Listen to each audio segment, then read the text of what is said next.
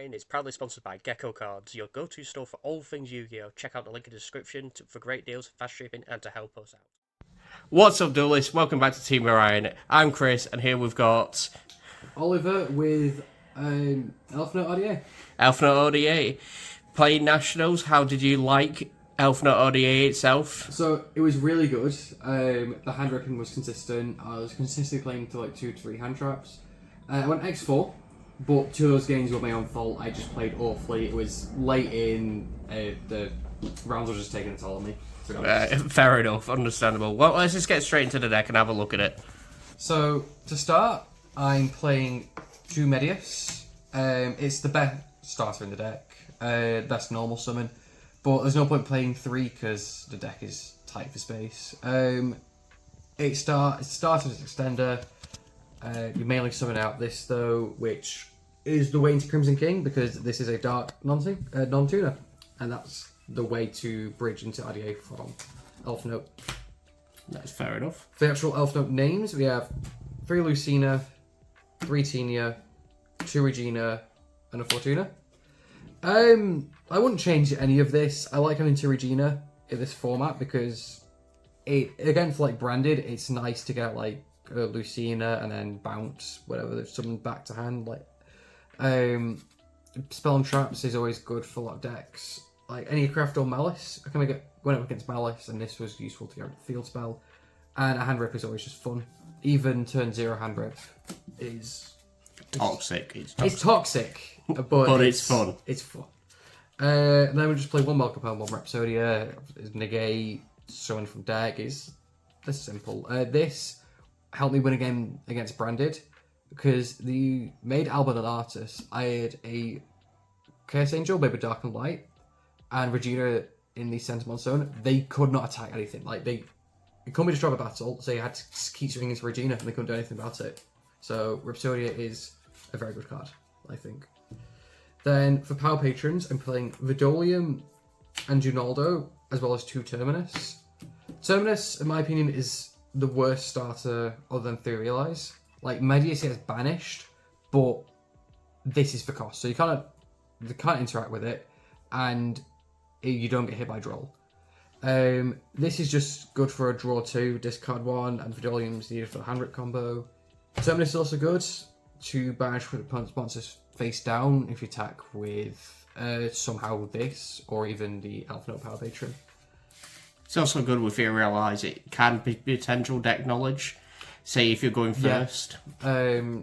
I have figured out what I use Theorialize, figured out I think almost every single deck I was going up against if I'm going first. And you can just build your board from there, edit it how you want. Like if you're going to get to spell heavy deck, you can make Dawn Dragon of Crystal Wing, or vice versa. It's very good for technology. It's just 1 card, but it can be very good. Yeah, that's fair enough. Then for the RDA lineup, it's very small, I will admit. This is it. The reason why it's very small is because you don't want the Dark Dragon Synchro lock. These will lock into synchros, but that's fine. The synchro deck will use synchros. Yeah. Oh no. But this is still a 1-card starter for the deck.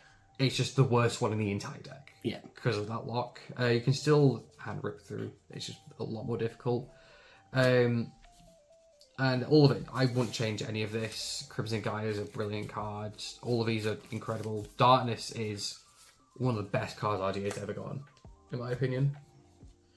And we'll play 2 Bestials, just Magnum Hut and Libellion. This can search Crimson Blader, which gets Magnum Hut, which can get you Harmonia, which is very good this format, in my opinion. I think it's... People were unsure about it, but I think it's very good. Good against Branded a lot of the time. It can kill Kultun, or even just keeping it as a hand trap for your own turn to help break boards, depending on the deck you're up against. It's a brilliant card, I think.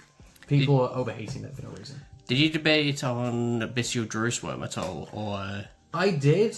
I might put it in the side deck, but there are times where it wouldn't come up. Like, it'd come up 1 time and that's it. Sometimes it gets branded, but that's the only thing I can think of. It's a good target, but I just personally wouldn't see a use for it. But maybe a side deck part.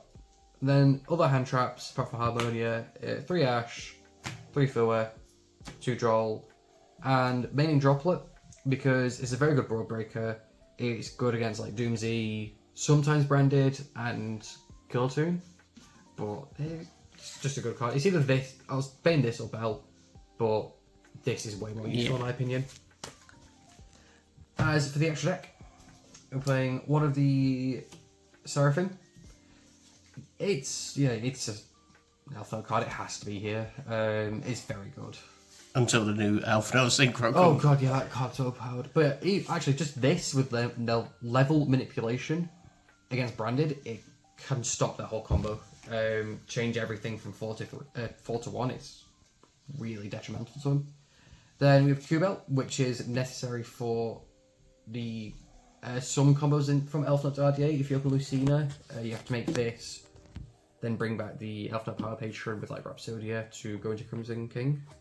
Dawn Dragster, because it's just a good card, and Crystal Wing, same as Dawn Drag. Like it's a good card. They're just good cards to have. Very easy to make in this deck. Against Fua, we have Axel Stardust Synchro Dragon, as well as the actual target for it. You give them 1 draw a lot of the time, just with this. Summon back like the Elfnote Power Patron. If you have RDA stuff, you just summon it to the field and just synchro summon on their turn. Did the actual Stardust come up? Oh yeah, multiple times. And a lot of times against Fua, it did nothing because I gave them 1 or 2 draws just from this and the things I have in hand. And they lost. I don't think I lost a single game when I got forward. But I just managed to synchro on their turn. As for RDA stuff, Crimson King, brilliant card. I love this. It's I think this is the best card in the deck. Mainly just because summoning Red Dragon Archfiend, 6,000 attack, can't be destroyed. Nice. Almost no decks have an out to this. And it's just it's such a good card. I can go on about for hours how good this card is. Crimson King. Crimson Blade Dragon, it searches Lubellion as well as Vidolium, because it's level 12 and it can't be null summoned a set, so that's always fun. Refuse to search Habakiri. I refuse. It's never going to happen. As well as Abyss, Dispatter, and Curse Angel. It's a negate. You can use this to bring back Omega for a second hand rip. For I call it the main combo. It's how I've won most of my matches. Hand ripping 3 because Tenia on their turn. And Case Angel is just a good card in general to have, in my opinion. And the final 2 cards, Snake Eyes Vengeance Dragon for Killtoon and Malong. Malong is just in here as a good Harmonia target. This is here because if your opponent has like an RS in field, you can summon Medius, get out the Power Patron, make Malong, because the Alpha Power Patron be a level 2. Add Tenia from it, summon Tenia, get Welcome Home, and then synchro them into the Vengeance Dragon and bounce RS back to hand, go full combo from there. Which I did do in the main event, and they had nothing else, and that was it. Would you change anything about your extra deck at all, or do you think it's pretty much hammered down? Not until the next set where we get the new Elfnote Synchro 10. That's when it's going to get really annoying because I have no clue what I'm going to take out for it. Everything here has a use, everything here is useful. It's going to really depend on how good that card turns out to be. Well, as good as I think it will be. Yeah, fair enough. As for the side deck, Triple Perulia, really good this format in my opinion. Triple Bell, a lot of time I started seeing going first, just because it's always a nice card to have. Double Nib, definitely not staying. If anything, I'm probably going to swap this for Drizzt Worm and Branded Beast to make the... I think it's Branded Beast. It's the one where you tribute... You tribute a dragon, and then you target a card on field to pop it. Yes, yeah. I never use this, so those 2 would be way more useful, and Branded Beast is much better into the Branded matchup, because if they set a card, you know it's going to be out of that, so you just destroy it straight away. Hand Rip 4 combo. It's a bit difficult to do. You have to get the correct hand, but you basically add this instead of the Crimson... add this from Crimson Blade Dragon instead of the Vidolium.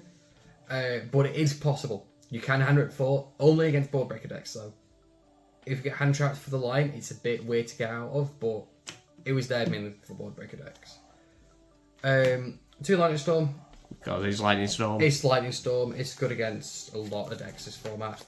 And it's going to continue to be a good card. Board breakers are really good this format. Call Pipe, going first and second. It can just be very good. And the final card, a little bit weird, but it turned out very well. Book of Eclipse. It kills the Doomsday End board. I had a game where I did 2 of them, so they ended on like a half board. They still had the I think it was Drastrius, Deactros, and I think they opened Regulus. So in my draw phase, went Book of Eclipse. They changed Regulus. I called by the Regulus, and all the Doomsday monsters went face down. I wasn't under draw anymore, and they had literally nothing else in hand. So it was a very good card. There are other matchups to it. It can stop Killer Toon because they can't synchro anymore. As well as Branded, not so much, but it can still stop them from doing a few things at least, like the synchro summoning. Yeah, the synchros, for example. Well, brilliant. Thank you for showing off your deck, and thank you to you guys for watching our lovely video. Hope to catch you on our next Team Orion video. See you guys later.